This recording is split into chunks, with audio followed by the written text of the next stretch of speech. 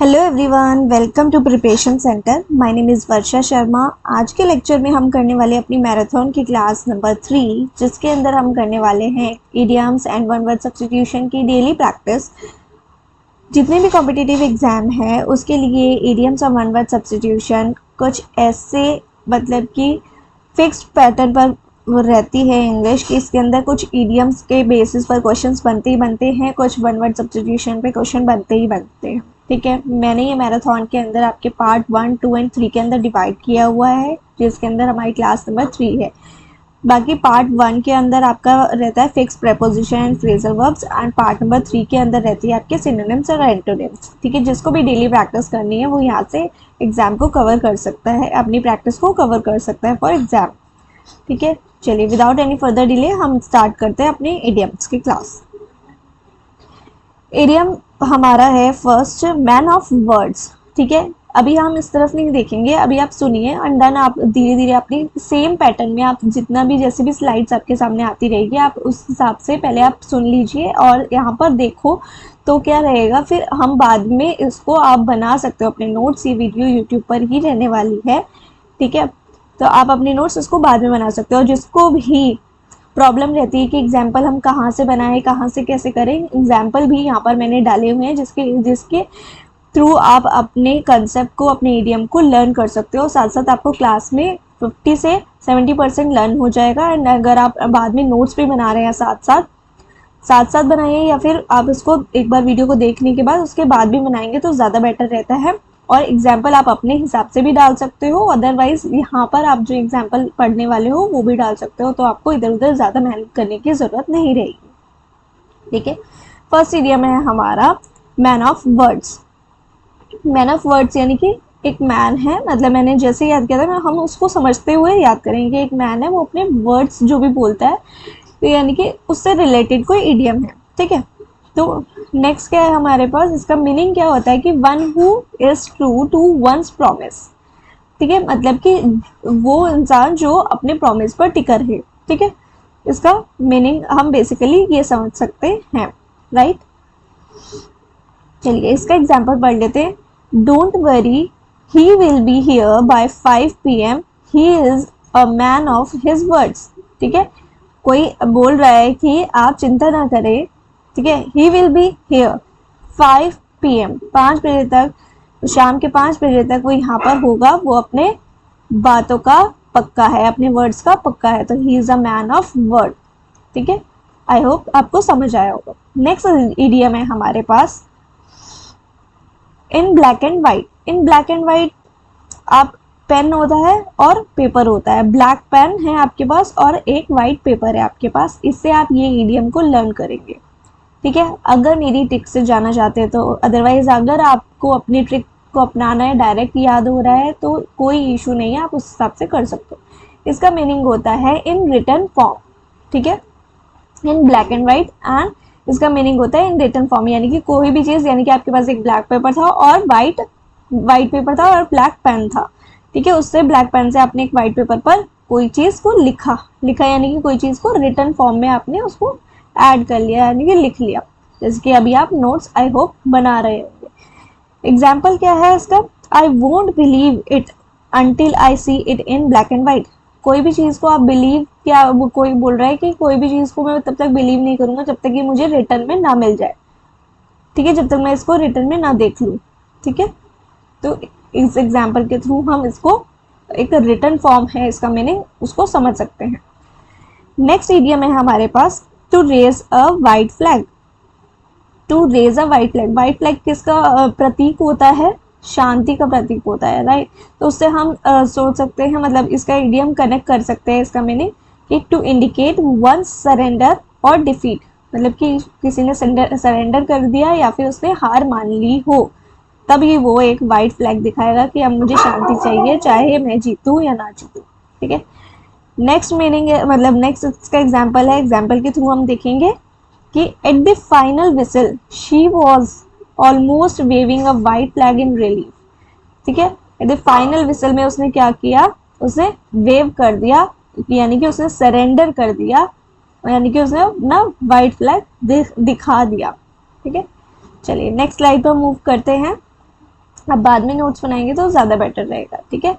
पहले यहाँ पर देख लो। अभी तक हमने क्या क्या पढ़ा? हमने पढ़ा मैन ऑफ वर्ड्स, मैन यानी कि अपने वर्ड्स का पक्का होता है, यानी कि one who is true to one's promise. In black and white यानी कि रिटन फॉर्म।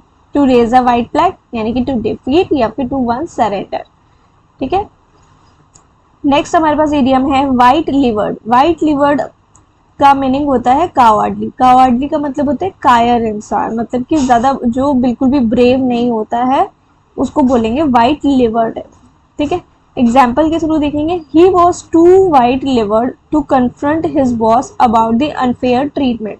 मतलब कि वो बहुत ही ज़्यादा, मतलब कि वो अपने बॉस को बता भी नहीं पा रहा है कि उसके साथ क्या हो रहा है, अनफेयर ट्रीटमेंट हो रहा है। तो यानी कि वो मतलब एकदम ही बोल्ड ही नहीं है, बता ही नहीं पा रहा है उस चीज़ के बारे में, ठीक है। तो यहाँ पर हम वाइट लिवर्ड का यूज़ कर सकते हैं।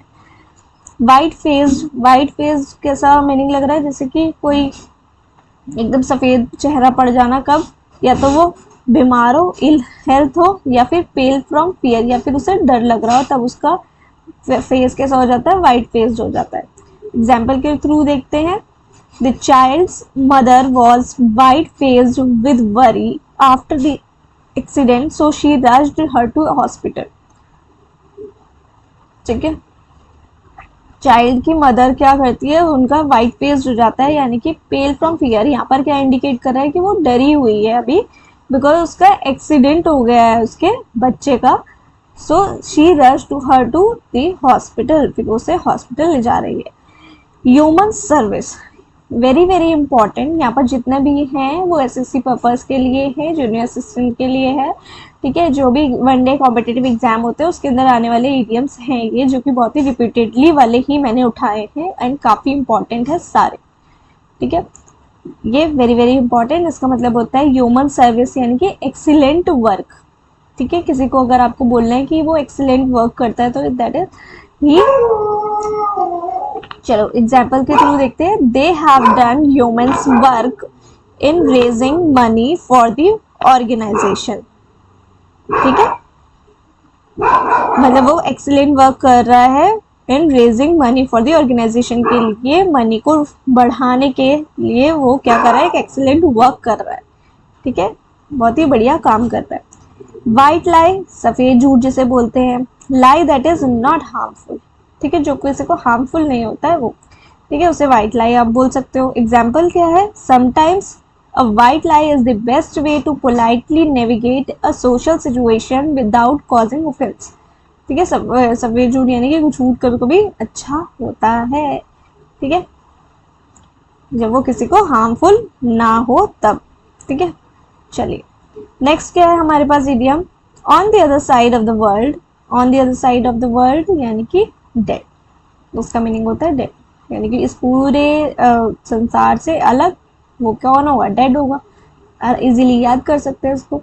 Not to breathe a word, meaning देख लेते हैं इसका। Not to tell anyone about it, यानी कि उसने एक शब्द तक नहीं बोला, ठीक है, इसका मतलब ये हुआ। एग्जाम्पल के थ्रू देखेंगे। I am planning a surprise party for my sister, so please don't breathe a word of it to anyone, ठीक है। ये कह रहा है कि मैं प्लान कर रहा हूँ एक सरप्राइज पार्टी मेरी सिस्टर के लिए, सो please don't breathe a word. Breathe a word यानी कि एक भी शब्द किसी को इस चीज़ के बारे में ना बताएं, ठीक है। नेक्स्ट क्या है? Can't call one's soul one's own, ठीक है। मीनिंग देख लेते हैं। Working for other people all the time, ठीक है। Can't call one soul one's own, ठीक है, जो हमेशा दूसरों के लिए काम करता रहे उसके लिए है कि वो कांट कॉल वन सोल, ना ही वो अपने सोल यानी कि अपनी सुनता है, ना ही वो अपनी सुनता है, ना ही वो अपनी आत्मा की सुनता है, बस वो दूसरों के लिए काम करता रहता है, ठीक है। एग्जाम्पल क्या है? Jane has worked 2 jobs to raise her children, she can't call her soul her own, ठीक है। नेक्स्ट क्वेश्चन क्या है?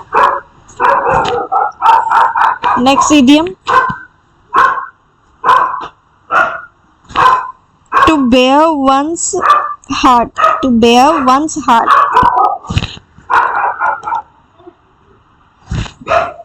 To reveal one's inner most thought, ठीक है, कोई अपना हार्ट को क्या कर रहा है, बेयर वंस थॉट का मीनिंग होता है कि वो रिवील कर रहा है अपने इनर मोस्ट थॉट, ठीक है, अपने अंदर के जितनी भी भावना है उसको रिवील करना, टू बेयर वंस थॉट, ठीक है। चलिए नेक्स्ट स्लाइड पर मूव करते हैं। अभी क्या है, इतने इडियम्स आपको अच्छे से लर्न होने चाहिए, आपकी कॉपी में नोट होने चाहिए ताकि आप रिवाइज करें तो आपको एग्जैक्टली लर्न हो जाए। अगर आपको इनके अलावा एग्जाम्पल अपने खुद के बनाने हैं आप वो भी बना सकते हो। चलिए नेक्स्ट स्लाइड पर मूव करते हैं। वन वर्ड सब्सटीट्यूशन, ठीक है, कुछ वन वर्ड सब्सटीट्यूशन भी हैं, ठीक है। चलिए फर्स्ट क्या है हमारा, एस्थेटिक। एस्थेटिक का मीनिंग क्या होता है, कंसर्न विद ब्यूटी। इसका मीनिंग क्या होता है, कंसर्न विद ब्यूटी, एस्थेटिक, ठीक है। ये तो आपको अच्छे से लर्न होने चाहिए कि किस वर्ड को क्या बोलते हैं। लड़कियां इसको बहुत जल्दी याद कर लेती हैं एस्थेटिक को, कि वो ब्यूटी से रिलेटेड वर्ड है कुछ, ठीक है। अफोरेस्टेशन, अफोरेस्टेशन का मतलब होता है the act of forestation bye planting many trees, ठीक है, बहुत सारे पेड़ पौधे लगाने को क्या बोलोगे आप, अफोरेस्टेशन। फॉरेस्ट से याद कर सकते हो फॉरेस्टेशन, ठीक है, फॉरेस्ट आ रहा है इसके अंदर, अफोरेस्टेशन, ठीक है। नेक्स्ट क्या है, एजेंडा। एजेंडा क्या होता है, एजेंडा का मतलब होता है कि आज आपका टॉपिक क्या है बेसिकली, ठीक है। मीनिंग क्या होता है, आइटम्स ऑफ बिजनेस,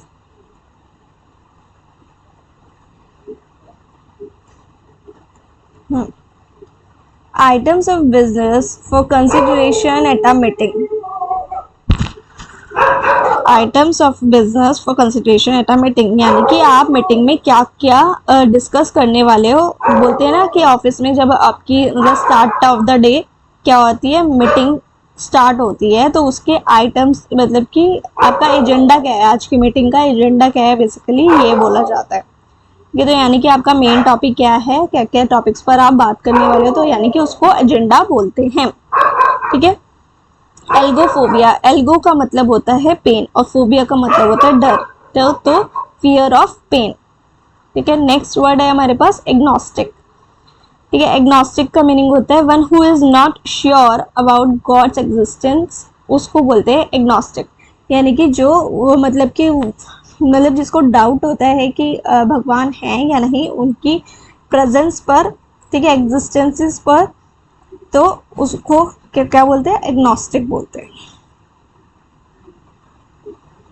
नेक्स्ट क्या है, अगोराफोबिया, ठीक है, मैंने तो उसको ऐसे ही याद किया, अगोराफोबिया। अगोरा का मतलब होता है भीड़, ठीक है, भीड़ भाड़ वाली प्लेस या फिर पब्लिक प्लेस, ठीक है, उसको बोलते हैं अगोरा। अगोराफोबिया, फोबिया यानी कि डर, ठीक है, fear of public place. Next word है हमारे पास एग्रोनॉमी। एग्रोनॉमी किससे रिलेटेड है, the science of soil management and production of crops, ठीक है। मतलब कि आप सॉइल वगैरह या फिर प्लांट नहीं है यहाँ पर, प्लांट वाले को तो आप क्या बोलोगे, ट्रीज एंड प्लांट को उगाने के वाले वन वर्ड को आप बोलते हो अफोरेस्टेशन, और इसको एग्रोनॉमी, एग्रोनॉमी बोलोगे आप जब आप सॉइल में छोटी छोटी क्रॉप्स को प्रोड्यूस करते हो, ठीक है, उसको आप क्या बोलते हो, एग्रोनॉमी। दोनों डिफरेंट है। एलियन पता ही है, जो कि आपके ग्रुप से, रेस से, कंट्री से बिलोंग ना करे, जो कि अदर कंट्री से आया हो, अदर कंट्री को भी बोल सकते हैं एलियन, या फिर एकदम अलग दुनिया से आया हो उसको भी एलियन बोलते हैं। One who belongs to different country, race और ग्रुप, ठीक है।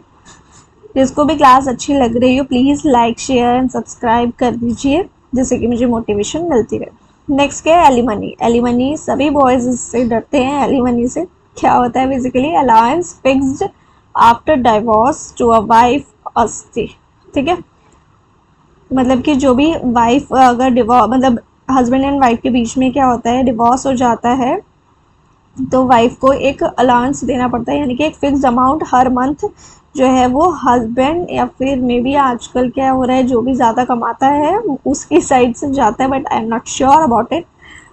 बट क्या होता है कि मतलब बेसिकली मोस्टली केसेस में तो यही होता है कि हस्बैंड जो है वो वाइफ को एक एलिमनी देता है, तो उसको बोलते हैं एलिमनी, यानी कि एक फिक्स अमाउंट को बोलते हैं एलिमनी, ठीक है। अलायंस का मतलब क्या होता है, एक रिलेशनशिप बनाना। स्टेट्स और powers etcetera, state of relationship formed between, ठीक है, यानी कि आपस में अलायंस बनाना, यानी कि आपस में कोई भी रिलेशन बनाना।